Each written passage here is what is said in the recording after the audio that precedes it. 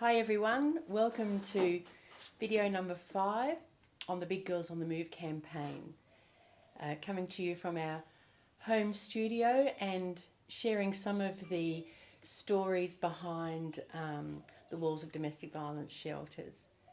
The Big Girls on the Move crowdfunding campaign is to place 20 boxes of the Big Girls Little Colouring Book into 20 domestic violence shelters. And thank you to everybody who contributed in my campaign last week for my birthday. We've now funded Catherine House, one full box of books, and the NINCO, Women's Domestic Violence Service, has half a box funded. So that's just fabulous, so thank you. My topic today is going to be about some of the early days of creating a culture of creativity and change within the walls of a domestic violence shelter.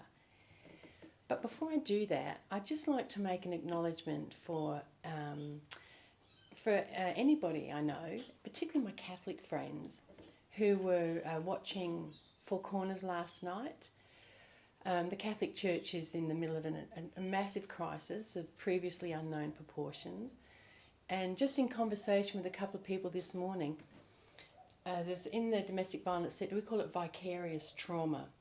So something that may not have affected, or a behaviour that may not have affected us personally, has vicarious impact. So some of these current very difficult stories, very outrageous stories that are in the media about the accused's behaviour can actually trigger something within us. So in the comments section a bit later on when I finish the video, I'm going to put a couple of numbers that have been circulating on social media for those who may feel they'd like to have some support around the impact of this current shocking turn of events, and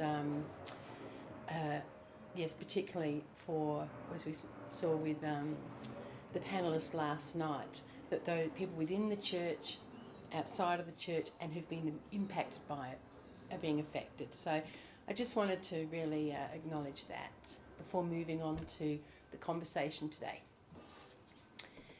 So I'd like to talk a little bit about when I first began working in shelters. It was the 90s. Well, I actually first began in the late 80s. It was a youth shelter. In the early 90s, I moved into women's specific domestic violence services. And around about 1992, 93, I worked for an organisation for young women, young mothers, under 25, who were homeless or at risk of homeless.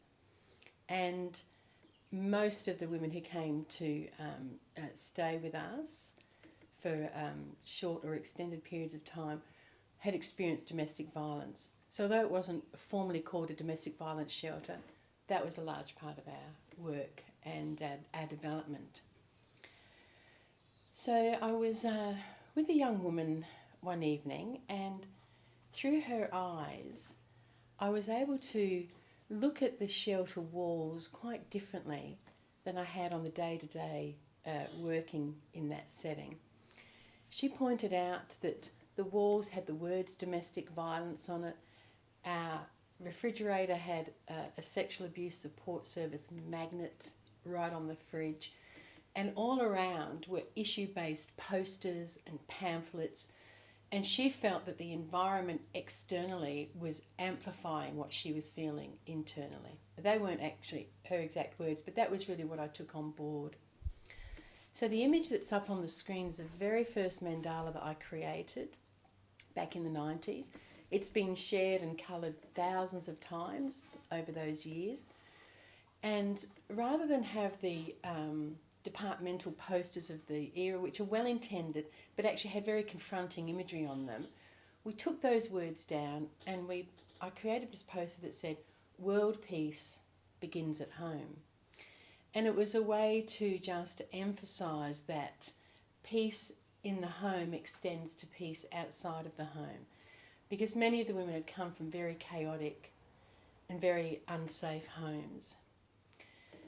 So it was really my first step into understanding that how powerful words are and how important the environment is when we're wanting to create a setting that is peaceful and restorative. In domestic violence shelters, the common denominator is crisis for the women who come to stay there.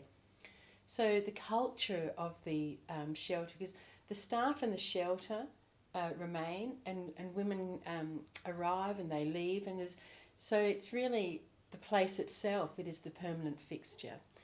So as a staff team, we really got adventurous and really got creative about how can we create an atmosphere that is responsive, that is professional, that is a safe environment, but also one that actually feels a sense of lightness and possibility. So I began to think of the walls as a gallery of possibility. And it was agreed at a staff meeting, and because it was a cultural change, there's a lot of conversations around it. Some staff felt, well, this information needed to be visible in that setting. Other staff said, well, yes, it can be visible, but we can have it in drawers and we can offer it to the women during their case management time. Pardon me. So eventually we reached a consensus that we would look at transforming the shelter into more of a creative, inspirational setting than one that is visually focused on the issues and the trauma that women were experiencing.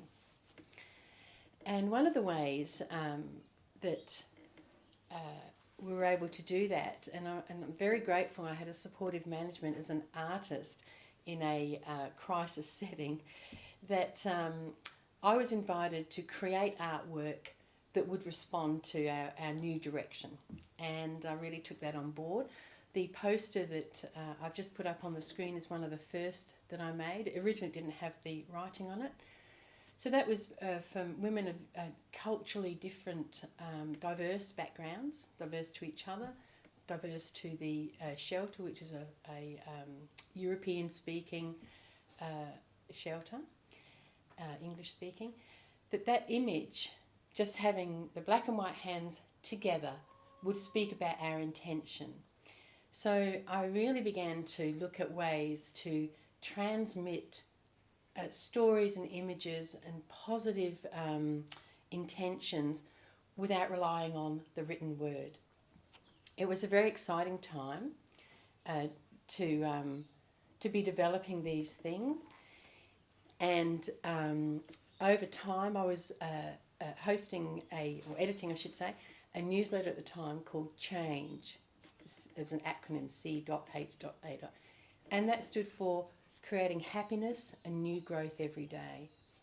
So whereas it had gone from an in-house informational newsletter written in English, the diversity came through inviting women to contribute their artwork and to have a mandala there.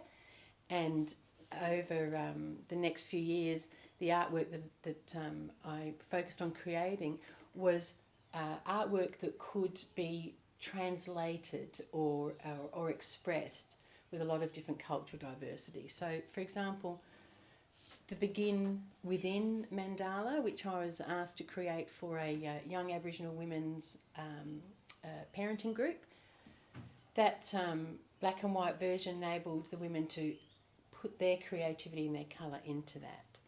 And what happens with the black and white templates, as with the Big Girls Little Colouring Book, is, and I mentioned this in the last video, it's a bit like a labyrinth. The outline is there, and then you get to put in your colour and creativity. So in a setting where there's a lot of chaos and a lot of uncertainty and a lot of trauma, the space that the colouring circle creates can be a bit like an island of reflection. Staff in domestic violence shelters are very skilled at supporting women to access the resources they need, the legal help, the medical help, assisting children to get back into schooling, particularly if they've left the area that they were in, re-entering schooling. That has its own considerations for children who are being traumatised. And so one of the questions that sometimes asked is, how is there time to create in-house creative programs? And what we did as a team is we looked at the time we had we looked at the groups that we were running, and then we looked at how we could transform those groups into creative spaces. So things like, were the women just sitting still looking at a PowerPoint? If they were, how could we create something that was engaging and had that creative aspect? There was a lot of creative challenges at the time, and I think it was a very innovative time. And we did get to a place where most of our groups on site had creativity, art, music, song. This was before art therapy became as known as what it is now. I personally don't call it therapy as such. I call it the continuing of the creativity that we all were immersed in and knew and enjoyed as children. But I do respect art therapy as its own discipline. But in our shelter, I wouldn't say we set up an art therapy space. I'd say we set up a creative space where women were able to tap into some of the creativity that they hadn't been connected to for many years. So around that time, I was hosting a personal development group called SAME, which stood for Strength as Young Mothers. Originally, that group was called Surviving as Young Mothers, and as a testament to the women at the time, they decided that they'd take the word surviving out and call it strength. And so SAME was a program that went for many years, probably about 12 years in total. And one of the things that we did in our SAME group was have conversations about the future. Although I hadn't done the life coach training at the time, I did have a sense of the importance of being able to see beyond the crisis and the difficulties, that little bit of sort of space in the mind that could maybe embrace something new. And often it's not a very big space when women are dealing with so much trauma, medical appointments and fear and all of those things. But in that little space that had the capacity to really think about the future, I developed a little workshop called WOW. And I know that in my Facebook group, some of those former teenage mums who are now well-established women in your 30s and 40s will know this, the WOW. We used to joke and say we'd turn the work van into, we'd put on the side the JWOWs, the junior wise older women, which is what the WOW stands for. Now you won't be able to see it on your mobile because the writing's very small, but in a nutshell, the WOW, position vacant WOW, is a call to look within and think about the future. Unfortunately, a number of the women would say, I didn't have any wise older women in my family. Not everybody is fortunate to have a stable family and with wise guidance. Some of the women had a lot of chaos in their immediate and extended family.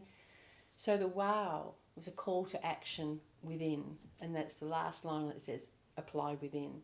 So there's some very basic kind of job descriptions, requirements for this position. And some of that is around being willing to learn earlier in life, to take on board changes. And through the magic of social media, some of the former JWOWs from the late 90s and early 2000s have contacted me and reflected on the significance of that little workshop back then. So although I'm not connected to sort of formal research or longitudinal studies, I can say from my experience of working in the domestic violence sector that having visionary processes in place, having creativity and the opportunity to share stories can really make a difference in women's lives. And we will be making the position vacant wise older woman available as a download. And on Saturday's video, I'll be talking to you about how to subscribe. And our subscribers will receive a copy of that and other little things over the next few months throughout our campaign. So I think that's pretty well all I'd like to just talk about insofar as our current campaign and some of the stories from inside of the shelter. My title for today was Creating a Culture of Change. And I can say from having worked in the homeless women's sector for 30 years, there has been many, many changes. I think of the women's sector as the women's village, where women support women in safe, nurturing settings. I also acknowledge that there are many men who support the work that we do. Sometimes there might be on management boards, sometimes as fundraisers, certainly in policies and politics, we have men who are equally as concerned as women, but in the everyday running of the women's village, it's women who work there and women who we are supporting. It's important to acknowledge that men do experience domestic violence. That's another conversation. That women are sometimes perpetrators of violence. But we also know statistically that on average, 1 woman a week is killed in domestic violence in Australia. It's a national crisis, and it's one that hasn't been lessening with time, despite the campaigns, despite the awareness. So what is really important for me as a service delivery person is to find ways that women can be empowered on their life journey, that they can have an understanding if there's been a domestic violence cycle in their family. Some women are born into that cycle, not even aware that actually they're back in it as an adult. So these are the conversations that we have through the medium of art, which is really a kind of a left brain, right brain fusion, the creativity and the rational thinking brain. One last question that people often ask is, well, where does the funding come from for creative projects? So within shelters, we have our service agreement and our budget for our staff. Sometimes there might be budgeting for parenting programs.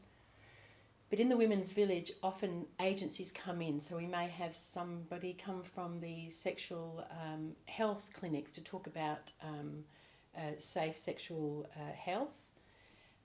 We may have parenting groups come in from perhaps somewhere like Relationships Australia, who have the T4K Time for Kids program. Who Cares, We Care, which it comes through the Uniting Care Wesley program. So funding for other programs comes through mediums like this, like fundraisers, crowdfunding campaigns. Sometimes benevolent societies will fund a program. The Wyatt Trust has been fabulous over the years. So while there isn't actual arts funding provided or arts and personal development, we usually find ways through grants and through crowdfunding. And that's probably a good segue to invite you once again to click onto the link to the Mandala Magic campaign. The current books, which will be 36 going into Catherine House, half the box is funded for Ninko. These will be distributed to women in motels at that point of crisis, an emergency motel, maybe they've been placed there with social workers and the police, in shelters, in community groups. So the contribution that you make contributes to what I call the med-artation time that women can have to create a place of relaxation during a very stressful time. So I'd like to say thank you for listening. I have my producer partner David Salomon is given, I can't quite see, I've got the light behind you. You've got a comment there, if you look on the little iPad. Oh, little iPad, yes. Oh, Deanna, you're watching for the first time. Well, I'd love for you to have a look at the other videos, Deanna, because I talked about our beads in the last video, and that magnificent, oh, I feel a bit emotional, time that we went probably the beads. Oh, that took me by surprise. My friend Deanna is a survivor of the stolen generation, and we have done many programs over the last few years. Oh, I didn't expect that to have such emotion. Thanks for watching, Deanna, and I'd like to say thanks to everyone else for watching. You comment? Oh, you comment? Oh, you did great work, thank you. So do you. So thanks again, everyone. Sorry, oh, I've got lots of comments coming in. Hello, who's the hello? Breeder. Oh, hello, Breeder. So my friend Breeder and I, we've also hosted programs together in the Northern Territory and here in South Australia. So it's fabulous to see some of the women I work with in domestic violence settings coming on board and watching the video, and I know that you'll be able to relate to a lot of the things I'm talking about because you've been my co-creative partners. So is that the last of the comments there? The other one was from Deb Saunders, if you just want to. Oh, hi Deb. Deb over there in Queensland. And always good to have your comments and see the fabulous developments of your children as they live their creative lives. And in closing, I'd like to thank my producer, creative partner, husband, David Salomon. He makes this all possible. See, I have, which I haven't looked at today, my Facebook screen here. I have a monitor in front of me here so I can tap on the photos and off again. He takes care of the sound, the lighting, the videoing and all of that. So very grateful for our productive partnership. Simply Splendid Productions is who we are. And we do also do training in social media and Facebook Live. So if you're interested, send us an inbox. So thanks everyone. That was a bit of an emotional close to my conversation today. I'll see you next time on Saturday, 11 a.m. for further conversation from behind the walls of domestic violence shelters. Thanks. Bye.